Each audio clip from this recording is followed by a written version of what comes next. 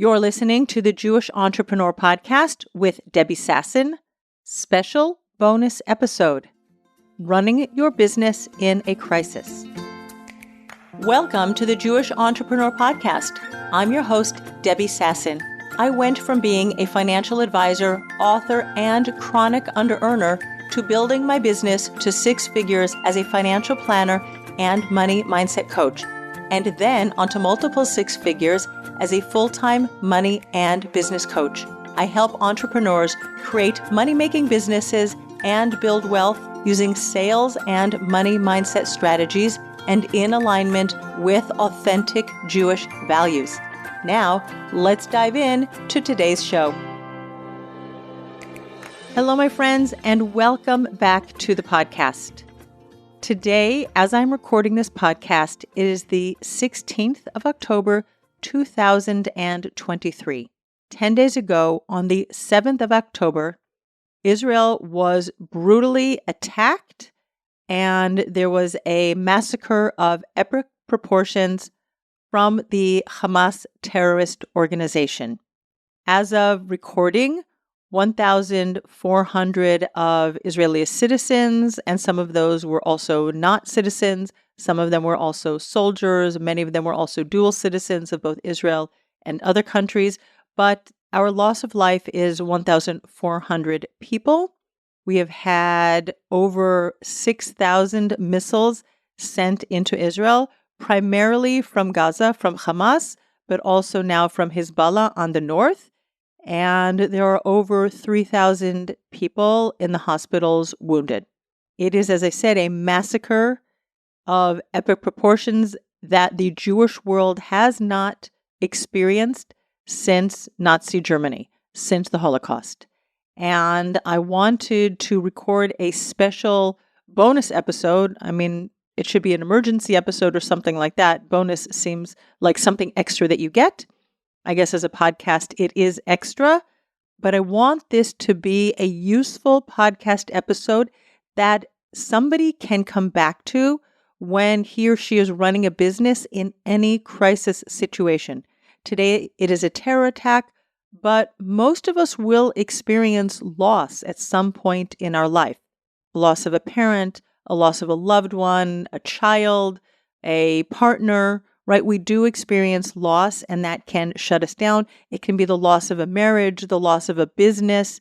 There can be so many different types of loss that we experience in our lives. I will also make some connections between health crises.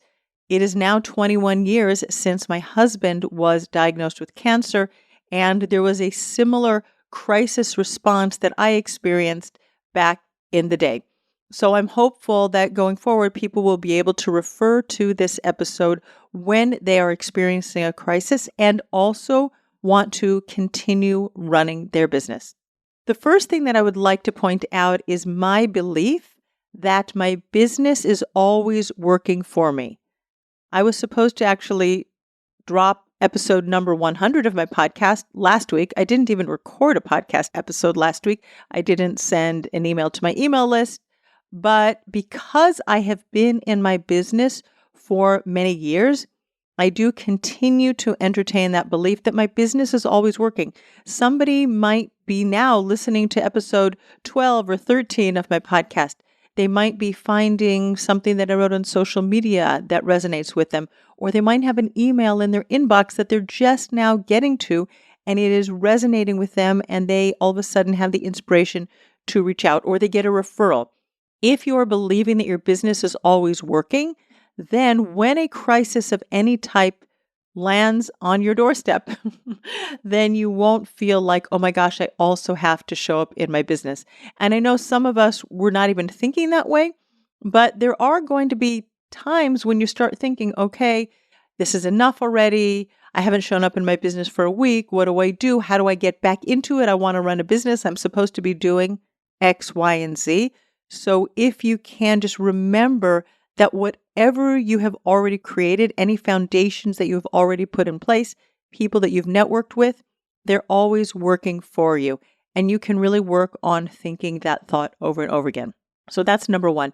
But really, I want to now take you through my personal experience, pointing out that it is my personal experience.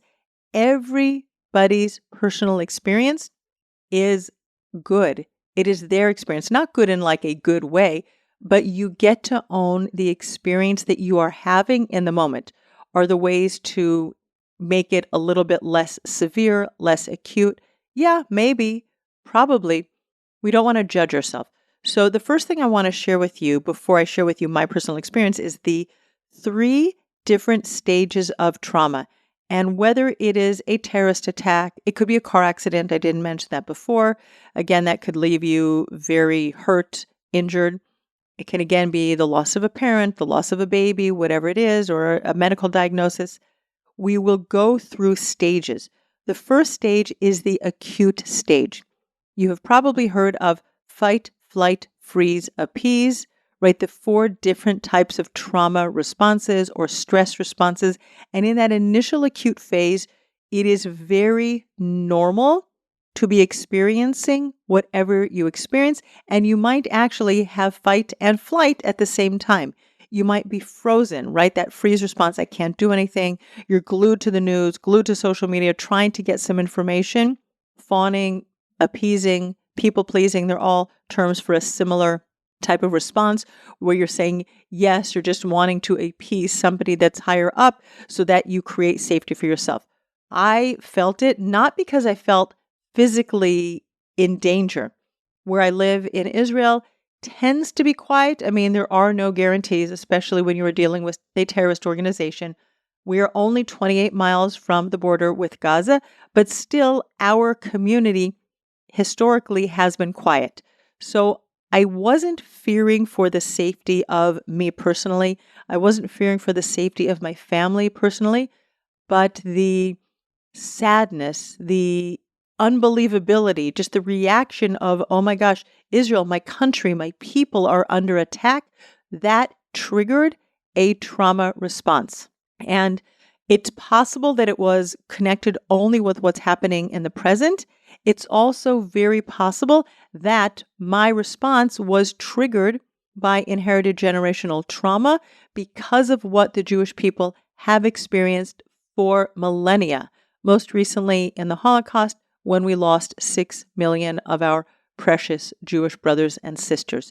And because my grandfather was arrested on Kristallnacht in November 1938, that's nearly 85 years ago, today as I record this podcast, and because that is part of my father's lived experience and I definitely believe lives in my body and my nervous system, it's possible that whatever I was experiencing then and continue to experience now was triggered by the Holocaust and even possibly by trauma responses from previous generation.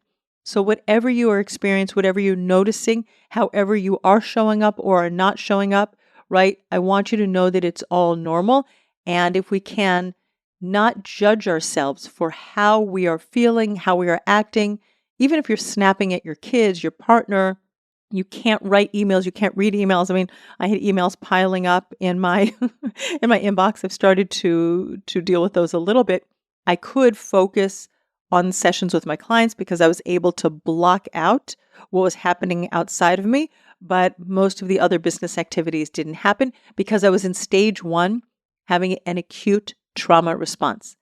The second stage of a trauma response is moving into stabilization, where that initial intense reaction, again, fight, flight, freeze, or appease, where that starts to calm and we start becoming more stable, more grounded. We're just feeling more well-being in our body. Maybe you're feeling some frenetic energy. I know that at one point last week, my arms just started shaking as my body was processing what it was experiencing and reading on the news. And I was able to calm myself down through my nervous system healing tools. But we move from acute to stable. And this can go back and forth, by the way. And again, you could have some triggers that all of a sudden send you back into your trauma response. But that stabilization phase is what we call like getting back to normal. As if the Jewish world is going to get back to normal so quickly. But we know, looking at our 4,000 years of history, that we have had our ups and downs through the millennia, through the generations, and we do get back to whatever we call normal we rebuild ourselves, and we thrive. And you can go back and forth. You can have a couple of good days working in your business. You can have a couple of good hours working in your business. And then you'll find yourself breaking down in tears and breaking down and crying. And again, before you kind of go on a regular daily, weekly, monthly routine, again, that stabilization phase, you might be bouncing back and forth between acute and stabilization. I did notice that there were pockets of time during the first week where I was able to work, I was able to focus, specifically when I was working with my clients, where I could block out the world and I put my eyes and ears on somebody else. But I had very little capacity to work in my own business. And now I'm going to bring this back to when my husband was diagnosed with cancer 21 years ago. So we were in that initial acute trauma phase where we just did the things that we had to do. Anything outside of his medical diagnosis and taking care of our kids at the time just completely fell off of our to-do list. Took him to the hospital, got the surgery he needed, got the chemo he needed, got him in the hospital, and just driving back and forth, home life, hospital life, go to work, come home, and do it all again. And there were little pockets of stabilization when I could focus on my work at the Bank of Israel at that time, but mostly they were few and far between. I had a deadline because it was the fall, and I was always writing part of the annual report on the developments in the foreign currency markets and what was happening economically around the world. And I found it very difficult to concentrate as I remember. I managed somehow to get it done because I could take pockets of time and focus, but anything else outside of what had to be done, I remember being totally incapable of doing. And ultimately, when my husband finished chemo, we got back to the stabilization phase, went back to life, but it was actually a crazy time. My father had a medical issue happen at the time. My husband's grandmother had a medical issue. This was all month after month. I think in January it was my dad, and then in February it was my husband's grandmother, and then in March my husband's mother unexpectedly passed away. So we had 6 months of just going boom, boom, boom, where we were constantly in that fight, flight, freeze response. We didn't have too much appease, maybe the way I dealt with my employers or something like that, but we were just keeping our heads barely above water, and then ultimately we got into the stabilization phase. However long it takes you to get into stabilization because you're stuck in that trauma response, I really want you to normalize that what you're experiencing is okay. Having said that, there are tools and there are practitioners that can help you, whether it is breathing or tapping or just slowing down and dropping into your body and noticing. It is very difficult when you are having a trauma response to do these things by yourself unless you are experienced. But even as a practitioner, a tapping practitioner, and a nervous system deep dive coach, I wasn't really able to do my own work. And thankfully, I do have a life coach, and she supported me, a life coach who specializes in trauma and nervous system healing. And I had a session with her last week, a session with her this week, and I'm going to be having a tapping session with someone this week. So getting the support that you need and not making yourself wrong for needing it, right? I have scheduled extra sessions for me to take care of myself, and that is really important for you. And I know that some of my listeners might not even have the resources, the finances to do it. So sometimes you get people that need to do free sessions or low-cost sessions because they are finishing their certification and they need to reach out, or people who just want to help. I know there were a tremendous number of people who reached out to me and they were willing to be there for me and offer free sessions. And I took what I felt that I needed at the time. I mean, I don't want to spread myself too thin and have to tell my story to too many people. So I picked and choose the people that I felt I needed to work with at that time. So you can also find in your community, by reaching out to other people, those people who can support you. And maybe it's just watching a YouTube video of someone or listening to somebody else's recording, but getting help is so important. It would have been so beneficial 21 years ago when my husband was fighting cancer if I had had someone who could have helped me to process the emotions that were stuck in my body. I didn't know that healing work and nervous system work even existed. I know that it has even hypnotherapy and other modalities and tapping for sure have existed for a long time, but it wasn't on my radar. So consider yourselves very lucky that in 2023, when I'm recording this, I remember that when I was in the hospital once with my husband, so there was a social worker who came around the hospital and she said she was there to support me. And she didn't help me emotionally. She just told me what papers I needed to file with national services so that I could get a stipend if we didn't meet the income requirements. We met the income requirements. I think I filled out all the paperwork. We stood in line. We ended up getting nothing. But God did send us some little angels. I can actually visualize in my mind right now going to our national insurance offices here in my neighborhood, and there was a long line of people. And there were people waiting in the stairwells, and somehow we walked up the stairwell past this line of people. The security guard was someone that we knew from our neighborhood. And so he escorted us in, and we just skipped the whole line. And then when we went to sit down with the national insurance agent, it happened to have been someone who had been a temporary worker at my husband's company. So we really jumped the entire line. We sat with her, and then she told us that we didn't meet the income requirements. But it's just also wonderful to notice when God is sending you his little angels. So that was beautiful. And we didn't get the help, and nobody suggested that there were nervous system, mind-body healing tools that we could use to help us move past our trauma responses. All right, so then the third stage after stabilization and life gets back to quote unquote normal is that there will be sometimes triggers, flashbacks, and other processing that needs to happen. If you live in Israel, there is an air raid siren that you are all too familiar with that happens when rockets are being launched from our southern borders or from our northern borders, and we go into our safe rooms.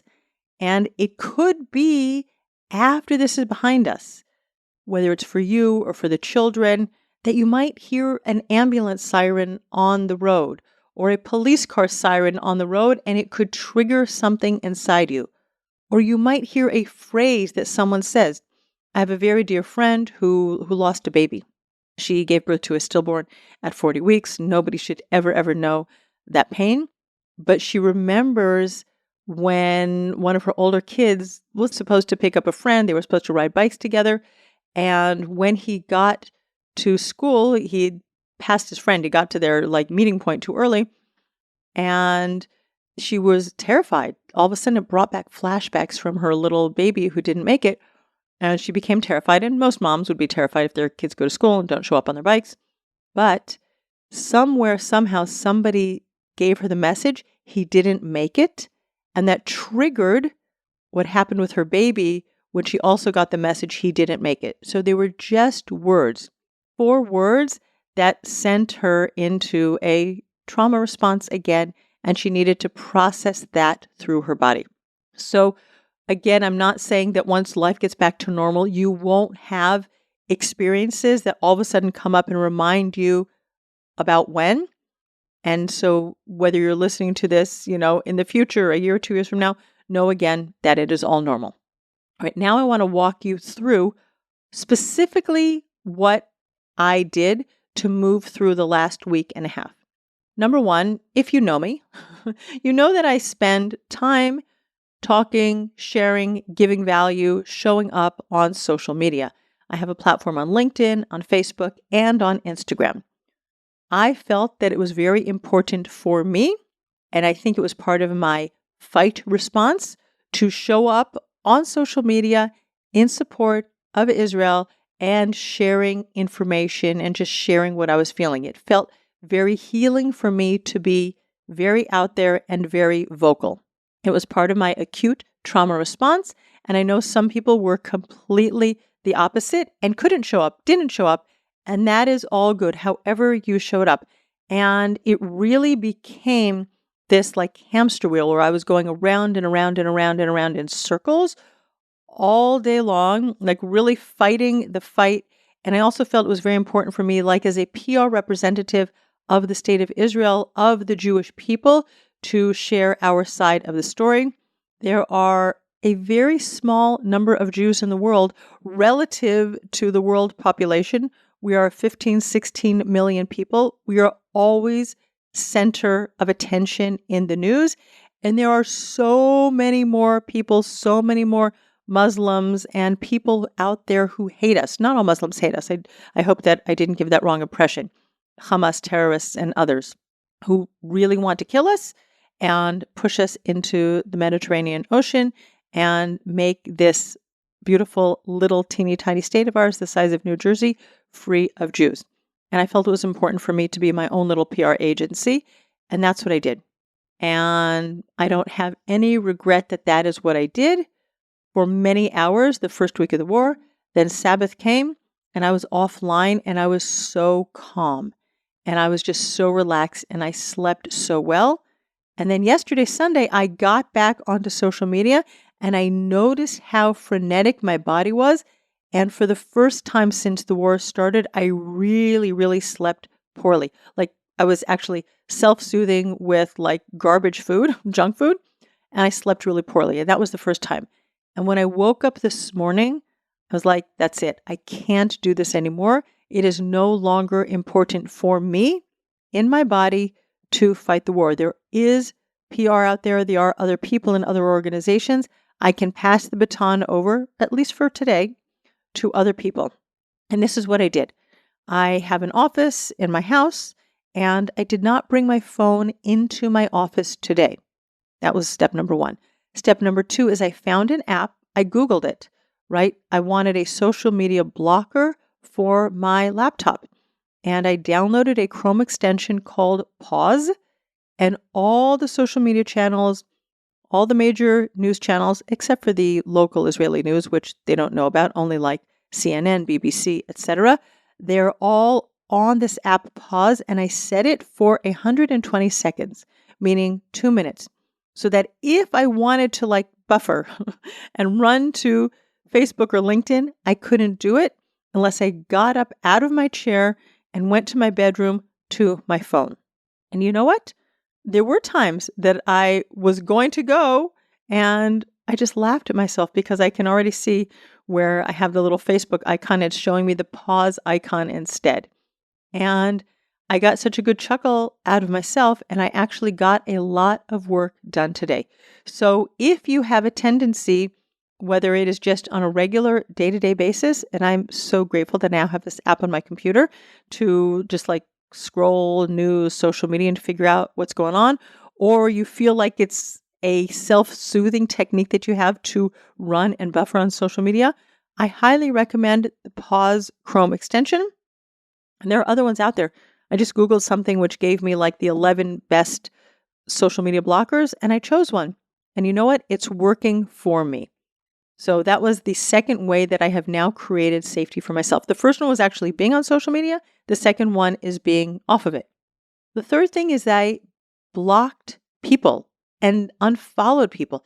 There are many people out there in the world who disagree with those of us living in Israel. There are even people in Israel who disagree with my particular opinion on our situation, the security situation, and how we deal with people that live on our borders. And you know what?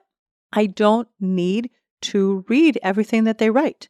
I don't need to be exposed to that. I don't need to be exposed to people also who strongly and vehemently and vilely disagree with me. So guess what? I unfollowed a lot of people and I blocked a lot of people, and that creates safety for me. And that's really, really important. You don't have to read what you don't want to read. Maybe in the future, some of the people that were thought leaders that I enjoyed following them and learning from them, maybe I will put them back on my list of people whom I follow. But for the moment, it feels very safe for me not to be exposed to their content. The fourth thing is, and I think it's number 4, sometimes I have a hard time counting, is just putting your hands on your chest. I'm doing that as I'm speaking to you right now. I have my left hand like in the center of my chest, my right hand on top of my left hand, and just like feeling into your body, right? And just, you can say to yourself, I'm in my body, right? Just noticing everything that's happening and learning to feel and find safety in your body. And also, if there are other people around you, whether they're friends or family, people that you can't like block because they're actually real live breathing people in your life right now, and you need to be in the same rooms or same spaces with them, you can just allow yourself to be in your body to feel everything that you're feeling. And sometimes you can just like imagine that you were just putting your hand out, like kind of like stop, and you're like, she's in her body. You create safety for you and create safety for them. I'm in my body. Then you extend your hand like a stop sign. She's in her body. And just really recognize that we are each individuals experiencing what we are experiencing. And I get to experience what I'm going through. She, he, they get to experience what they're going through. And we don't need to judge anybody else for what they're experiencing. And when I feel safe in my body, that also allows me to release judgment, not judge anybody for what they're experiencing. And I think that ultimately that is what is going to build the bridge of love between me and anybody and everybody else in the world. And that actually is something that you can use anytime, anywhere, for anyone. So that is what I have experienced. That's been my like trajectory or roadmap or path over the last 10 days. Today, the 16th of October, was actually the first day that I got productive work done in my business, which is why I'm recording this podcast. For the first time last week, I had words that I could say by typing them out, but I couldn't get words out of my mouth. I couldn't come and record a podcast for you on running your business during a crisis because I was still in crisis mode. And because I believe my business is always working for me, I got to imagine that people somewhere out there in the world may have been listening to my podcasts and maybe not. And it doesn't really matter because I am here for the long term. All right, my friends, that is what I have for you today. If you are in a crisis now, if you're in a crisis sometime in the future when you're listening to this podcast, please feel free to reach out to me. Let me know what's going on. Let me know what you're feeling. Let me know what you're experiencing, because I do have tools that can help you. I do have an open heart, and you can just share with me what you're feeling. Actually, I said that was it for today. I want to share one more thing.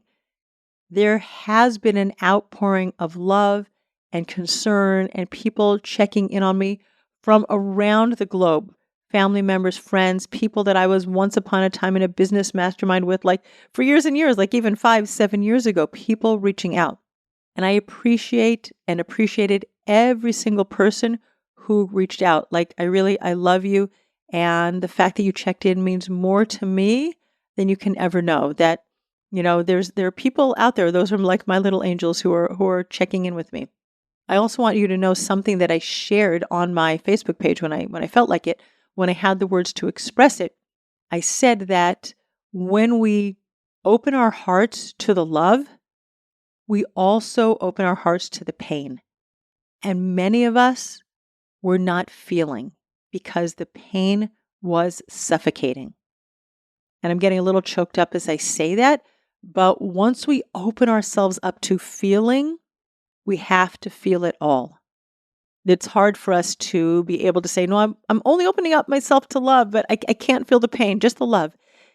When your heart opens, your heart opens. So sometimes I could only leave my heart open for like little periods of time, like 5 or 10 minutes.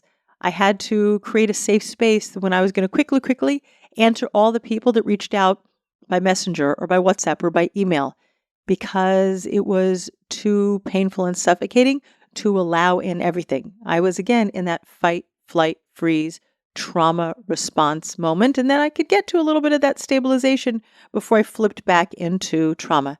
So again, wherever you are right now, if it's hard for you to accept all the love, I know it sounds crazy. I want to normalize that for you.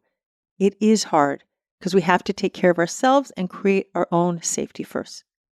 All right, my friends, I love you more than you can know. Thank you for being here. And please God, we will hear good news for the state of Israel and for the Jewish nation very soon, speedily in our days. Bye-bye. Thanks for listening to the Jewish Entrepreneur Podcast.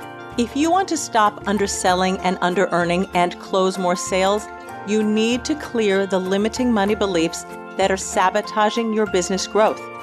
Head on over to debbiesasson.com/mindset and download my free Money Mindset Workbook. Uncover and dissolve money blocks like hundreds of other entrepreneurs who are now building 6, multi-6, and 7-figure businesses and creating true financial freedom.